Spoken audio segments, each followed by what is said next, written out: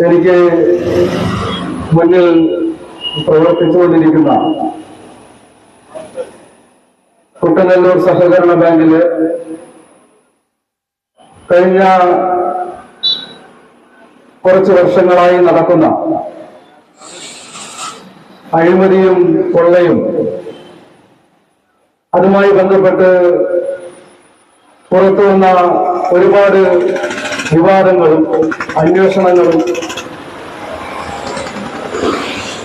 ഇപ്പോ ഇഡി വരെ അന്വേഷണത്തിലേക്ക് എത്തി നിൽക്കുന്നതുമായിട്ടുള്ള വിഷയം അതിപ്രാധാന്യമുള്ള ഒരു ജനാധിപത്യ വിശ്വാസികളെ സംബന്ധിച്ച് വലിയ പ്രാധാന്യമുള്ള വിഷയം തന്നെയാണ്. എനിക്ക് മുമ്പേ സംസാരിച്ചവരെല്ലാം തന്നെ എനിക്ക് തോന്നുന്നു ഇവിടെ ഏറ്റവും കൂടുതൽ പരാമർശിച്ച പേര് റിക്സൺ പ്രിൻസ് അല്ലെ, വിൻസൻ തോമസ് എന്ന് പറഞ്ഞവരെ റിക്സൺ പ്രിൻസ് ഈ സഹകരണ ബാങ്കിന്റെ പ്രസിഡന്റായിക്കൊണ്ട് ഈ അഴിമതിക്ക് നേതൃത്വം കൊടുത്ത് ഇവിടുത്തെ സഹകാരികളായിട്ടുള്ള ആളുകൾ നിക്ഷേപിച്ച ലക്ഷക്കണക്കിന് രൂപ പകൽ വെളിച്ചത്തിൽ കൊള്ള നടത്തിയ അതിന് നേതൃത്വം കൊടുത്ത പ്രസിഡന്റായിരുന്നു റിക്സൺ പ്രിൻസ്. ഒരു സഹകരണ പ്രസ്ഥാനത്തെ എങ്ങനെയാണ് നശിപ്പിക്കുക എന്നത് ഈ കേരളത്തിൽ ഇടതുപക്ഷ ജനാധിപത്യ മുന്നണി കാണിച്ചു കൊടുത്തതിന്റെ ഒരു വിധത്തെ ഉദാഹരണമായി കൊണ്ടു നിൽക്കുകയാണ് എന്ന് കൂട്ടുന്നല്ലോ. ഈ തൃശൂർ ജില്ലയിൽ തന്നെ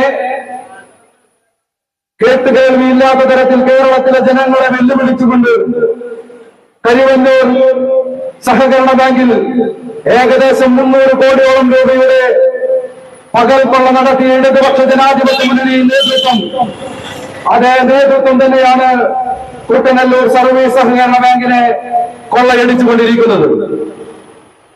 യഥാർത്ഥത്തിൽ ഒരു ബാങ്കിന്റെ പ്രൊസീജിയർ അനുസരിച്ച് ലോൺ നടപടിക്രമങ്ങൾ പാലിക്കുന്നത് നിയമപരമായി ആയിരിക്കണം. എന്നാൽ കഴിഞ്ഞ ഒരുപാട് കാലങ്ങളായി കുട്ടനെല്ലൂർ സർവീസ് സഹകരണ ബാങ്കിൽ നൽകിയിട്ടുള്ള 70% വരുന്ന ലോണുകളും ക്രമവിരുദ്ധമായും ചട്ടം ലംഘിച്ചുകൊണ്ടാണ് നൽകിയിരിക്കുന്നത്. എന്റെ അറിവിൽ കുട്ടനെല്ലൂർ സഹകരണ ബാങ്ക് എ ക്ലാസ് ബാങ്കായിരുന്നു. പക്ഷേ ഇന്നത് പുകുത്തിക്കൊണ്ട് സി ക്ലാസിലേക്ക് എത്തിയിരിക്കുന്നു. ഏകദേശം 36 കോടിയോളം സഞ്ചിതമായിട്ടുള്ള നഷ്ടത്തിലേക്ക് ബാങ്ക് എത്തിയിരിക്കുന്നു. ഈ രീതിയിൽ ബാങ്കിനെ തകർക്കാൻ നേതൃത്വം കൊടുത്തവരാണ് ഇടതുപക്ഷ ജനാധിപത്യ മുന്നണി. ഇടതുപക്ഷ ജനാധിപത്യ മുന്നണി എന്ന് ഞാൻ പറയാൻ കാരണം ആ പാർട്ടിക്ക് വലിയ പ്രാധാന്യമുണ്ട് ഈ പകൽ കൊള്ളയും. ആ പാർട്ടിക്കും പങ്ക് വലുതാണ് എന്നതുകൊണ്ട് തന്നെയാണ്. കാരണം ഒരു ബാങ്ക് ആ ബാങ്കിൽ ഡെപ്പോസിറ്റ് ചെയ്യുന്ന സഹകാരികളെ സംബന്ധിച്ച് സഹകരണ ബാങ്കിൽ 8.25% ഡിപ്പോസിറ്റ് ചെയ്യുന്നു. അത് സീനിയർ സിറ്റിസൺ ആണെങ്കിൽ 8.25% ഡിപ്പോസിറ്റ് ചെയ്യുന്നു. ആ പണം ബാങ്ക് പല വ്യക്തികൾക്ക് ഈടിന്മേൽ ലോൺ നൽകും, സ്വാഭാവികമാണ്. പക്ഷേ കുട്ടനെല്ലൂർ ബാങ്കിൽ വാല്യുവേഷൻ ആദായ ഭൂമിയുടെ അതിന്റെ മൂല്യം ഇരട്ടി കാണിച്ചുകൊണ്ടാണ് ലോൺ കൊടുക്കുന്നത് എന്ന് അറിയുമ്പോൾ നമുക്ക് ചെറിയ ഞെട്ടലല്ല. കാരണം സാധാരണ ബാങ്കുകളിൽ ലോൺ കൊടുക്കുമ്പോ അതിന്റെ വാല്യുവേഷൻ എടുത്ത് സഹകരണ ബാങ്കിലാണെങ്കിൽ 50% മാക്സിമം ആണ്. അതിന് വാല്യുവേഷന്റെ 1/3 ഭാഗമാണ് യഥാർത്ഥത്തിൽ ലോൺ കൊടുക്കാൻ സാധിക്കുക. പക്ഷേ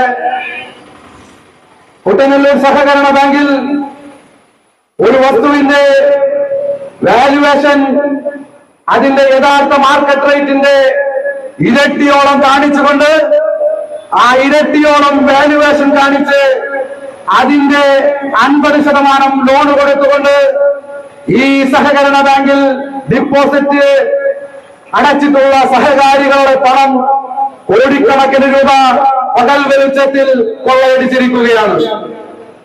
10 ലക്ഷം രൂപ മാർക്കറ്റ് വില വരുന്ന ഭൂമി, അതിന്റെ ഇരട്ടി വാല്യുവേഷൻ എന്ന് പറഞ്ഞാൽ 20 ലക്ഷമാണ്.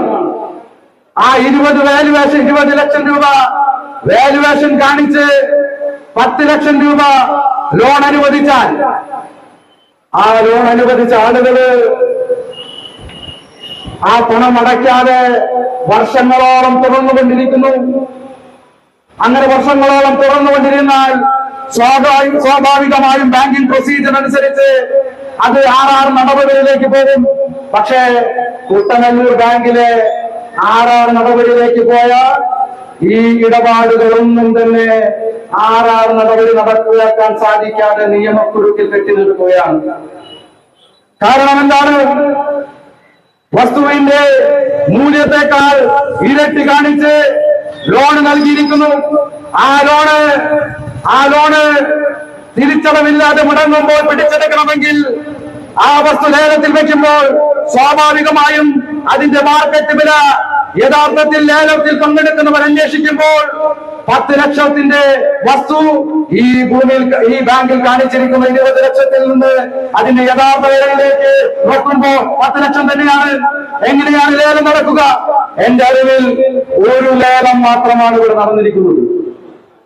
ബാക്കി അഴിമതിയും കൊള്ളയും നടന്നിട്ടുള്ള ഏകദേശം 25ഓളം ലോണുകൾ കെട്ടിക്കിടക്കുകയാണ്. ഈ രീതിയിൽ കോടിക്കണക്കിന് രൂപയാണ് കൊള്ള നടത്തിയിരിക്കുന്നത്. അപ്പൊ നമ്മൾ വിചാരിക്കും സ്വാഭാവികമായും ഇവിടെ ഈ ഇരട്ടി മൂല്യം വാല്യുവേഷൻ കാണിച്ച് ലോൺ എടുത്തിരിക്കുന്നത് ഇവിടുത്തെ പാവപ്പെട്ട ആളുകളായിരിക്കും, ആ വസ്തുവിന്റെ ഉടമസ്ഥരായിരിക്കുമെന്ന് നമ്മൾ വിചാരിക്കും.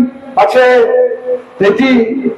ഇവിടെ ലോൺ കൊടുത്തിരിക്കുന്നത് ഒരു വ്യക്തിക്കാണ് എങ്കിൽ ആ വസ്തുവിന്മേൽ അതിൽ ഇരട്ടി വാല്യുവേഷൻ കാണിച്ചുകൊണ്ട് അതിന്റെ തുക എടുത്തിരിക്കുന്നത് ബിനാമികളായിട്ടുള്ള CPM-ന്റെ ആളുകളാണ്.